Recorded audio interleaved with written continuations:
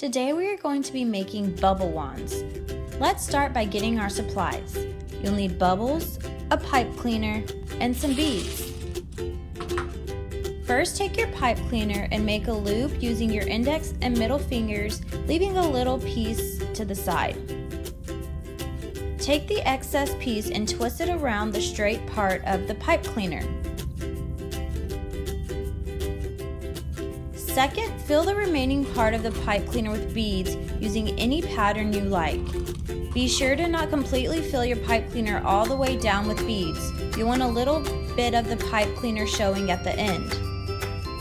With that little piece of pipe cleaner at the end, fold it over and twist to secure the beads into place. Stick your homemade wand into the bubbles and enjoy.